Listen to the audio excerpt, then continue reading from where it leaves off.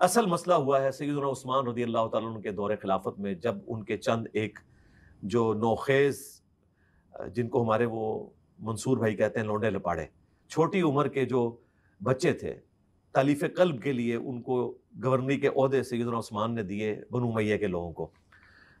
بدنیتی نہیں تھی پیچھے، چاہتے تھے کہ چلو ان کو بھی تھوڑا سا ہم اپریشیٹ کریں اس حوالے سے کہ وہ اسلام قبول کیا، تو وہ اتنے ایکسپیرینس لوگ نہیں تھے۔ مرزے نے یہ زبان اس ویڈیو میں استعمال کی ہے جس میں مرزا دوسروں کو تلقین کر رہا ہے، ہدایات دے رہا ہے کہ پازیٹیو چیزوں کو ہائی لائٹ کرنا چاہیے۔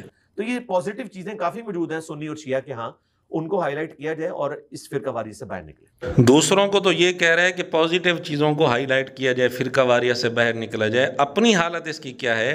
اسی ویڈیو میں اس نے اتنی گندی زبان استعمال کی ہے اور جھوٹی روایات کی بنیاد پر صحابہ کرام رضی اللہ تعالیٰ عنہ پر الزامات لگائے ہیں۔ اس کا ایک ثبوت پہلے بھی ہم پیش کر چکے ہیں اسی ویڈیو سے، اور اسی ویڈیو سے آج ہم دوسرا ثبوت آپ کے سامنے پیش کر رہے ہیں، جس میں مرزا نے سیدنا عثمان رضی اللہ تعالیٰ عنہ کے متعلق بات کرتے ہوئے کہا کہ انہوں نے بنو امیہ کے نوخیز کم عمر لوگوں کو اپنے رشتہ دار ہونے کی وجہ سے تالیف قلب کے لیے ان کو گورنر بنا دیا، اور ان کو تجربہ نہیں تھا، وہ تجربہ کار نہیں تھے۔ اور مرزے نے یہ جملہ بولتے ہوئے ان حضرات کے لیے لونڈے لپاڑے کا لفظ استعمال کیا اور کہا کہ یہ تجربہ کار نہیں تھے، بچے تھے، نوخیز تھے۔ یہ تو ہم آپ کو بتائیں گے کہ انہوں نے کتنے بڑے بڑے کارنامے سر انجام دیے۔ معتبر کتابوں سے جو بات واضح ہوتی ہے وہ یہ ہے کہ سیدنا عثمان رضی اللہ تعالیٰ عنہ نے اپنے دور خلافت میں جن قریبی رشتہ داروں کو گورنر بنایا وہ کل 4 ہیں: حضرت معاویہ، عبداللہ بن عامر بن قریظ، حضرت عبداللہ بن ابی سرا، حضرت ولید بن عقبہ۔ اس وقت اسلامی سلطنت میں گورنر بہت سارے تھے، لیکن سیدنا عثمان رضی اللہ تعالیٰ عنہ نے اپنے قریبی رشتہ داروں میں سے جن کو گورنر بنایا وہ صرف یہی 4 ہیں۔ پھر ان 4 میں سے سیدنا معاویہ رضی اللہ تعالیٰ عنہ کو گورنر حضرت عثمان نے نہیں بنایا، بلکہ حضرت عمر رضی اللہ تعالیٰ عنہ نے پہلے سے ہی بنایا ہوا تھا۔ وہ 4 سال سے زیادہ عرصہ ان کے دور خلافت میں گورنر رہے، اور سیدنا عثمان رضی اللہ تعالیٰ عنہ نے ان کو گورنر برقرار رکھا۔ باقی 3 میں سے عبداللہ بن ابی سرا رضی اللہ تعالیٰ عنہ اور ولید بن عقبہ رضی اللہ تعالیٰ عنہ، ان دونوں کو بھی فاروق اعظم رضی اللہ تعالیٰ عنہ نے اپنے دور خلافت میں کوئی نہ کوئی ذمہ داری سونپی تھی۔ البتہ عبداللہ بن عامر بن قریظ، ان کو سیدنا عثمان رضی اللہ تعالیٰ عنہ کے دور خلافت سے پہلے کسی قسم کی ذمہ داری نہیں سونپی گئی تھی، اور ان کو سیدنا عثمان رضی اللہ تعالیٰ عنہ نے بصرہ کا گورنر بنایا۔ اس لیے آج کے کلپ میں ہم ان پر تفصیل سے بات کریں گے کہ یہ کون تھے، ان کے کیا کارنامے تھے، اور ان کی تقریباً 24-25 سال عمر تھی جب ان کو بصرہ کا گورنر سیدنا عثمان رضی اللہ تعالیٰ نے بنایا۔ اب ہم کتابی دنیا میں ذرا جھانک کر دیکھتے ہیں کہ مرزا جو کہہ رہا ہے کہ حضرت عثمان رضی اللہ تعالیٰ نے رشتہ داری کی وجہ سے اور تالیف قلب کے لیے ان کو گورنر بنا دیا، صلاحیت ان کے اندر نہیں تھی، تجربہ ان کے اندر نہیں تھا، تو ذرا ہم کتابی دنیا میں دیکھتے ہیں کہ کیا مرزے کی بات واقعتاً حقیقت پر مبنی ہے یا سراسر اس کا جھوٹا الزام ہے۔ اور ہم حوالے بھی ان کتابوں کے دیں گے کہ جن کی مرزا اکثر تعریف کرتا ہے اور ان کے متعلق کہتا ہے کہ یہ اہل سنت کی مین سٹریم کی کتابیں ہیں صحابہ کرام رضی اللہ تعالیٰ عنہ کے حالات پر۔ وہ 3 کتابیں ہیں: الاستیعاب ابن عبد البر رحمۃ اللہ علیہ کی، اور اسد الغابہ ابن اثیر رحمۃ اللہ علیہ کی، اور الاصابہ ابن حجر رحمۃ اللہ علیہ کی۔ آپ اہل سنت کی مین 3 کتابیں ہیں صحابہ کرام کے حالات کے اوپر، ان سے بڑی کوئی اور کتابیں نہیں۔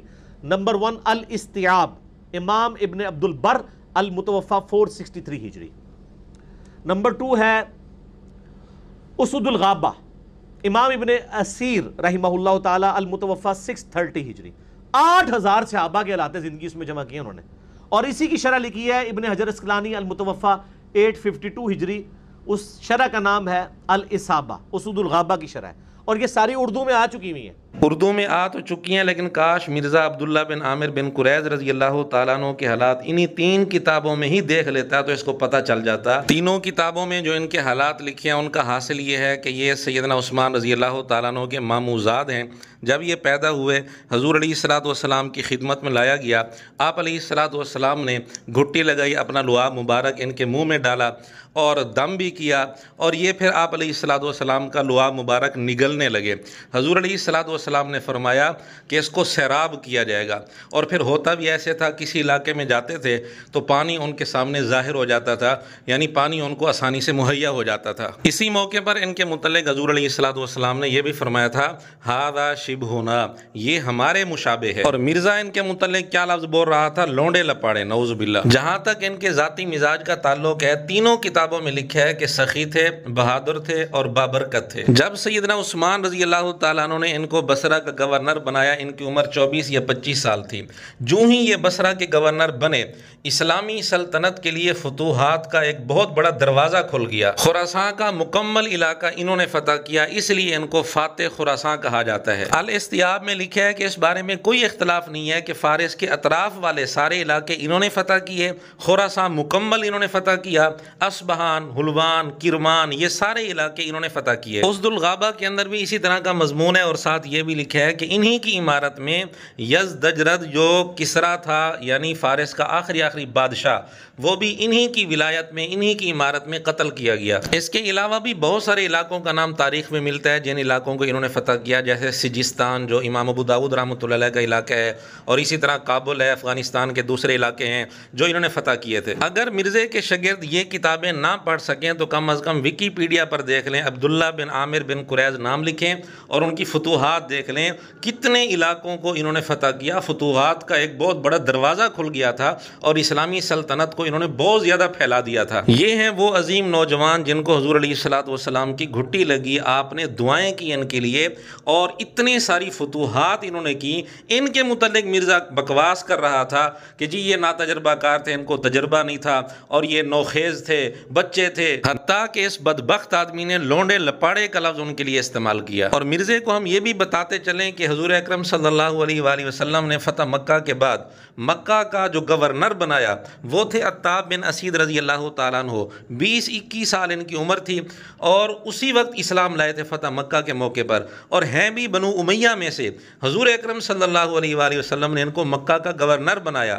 اگر دوسری کتابیں نہ دیکھ سکیں تو مرزے کے شاگرد ویکیپیڈیا ہی دیکھ لیں۔ اگر اس موقع پر مرزا موجود ہوتا تو اس بدبخت نے حضور اکرم صلی اللہ علیہ وآلہ وسلم کے اس فیصلے پر بھی اعتراض کرنا تھا کہ یہ کم عمر ہیں، نوخیز ہیں، بچے ہیں، تجربہ نہیں ہے، اور لونڈے لپاڑے ہیں، نعوذ باللہ، ان کو آپ گورنر بنا رہے ہیں۔ بہرحال مرزے نے سیدنا عثمان رضی اللہ تعالیٰ عنہ کے گورنروں کے متعلق جو بات کی ہے یہ سراسر بغض پر مبنی ہے، جھوٹ ہے، اس کا حقیقت سے کوئی تعلق نہیں ہے۔ اور عبداللہ بن عامر بن قریظ رضی اللہ تعالیٰ عنہ جیسے گورنروں پر انگلی وہ شخص اٹھا رہا ہے جو جہاد سے اتنا کتراتا ہے کہ 15 سال فوج کے اندر ملازمت کے باوجود کہتا ہے کہ ہمارے پاس نہ اسلحہ ہے، نہ ٹریننگ ہے، ہم تو معذور ہیں، ہم تو جہاد کے لیے نہیں جائیں گے۔ اس طریقے سے کہ لاٹھیوں اور ڈنڈوں کے ساتھ جب آپ جا کے کافروں کی فوجوں سے لڑیں گے تو یہ تو معذور لوگ ہیں، ان کے اوپر تو جہاد ہے ہی نہیں ہے۔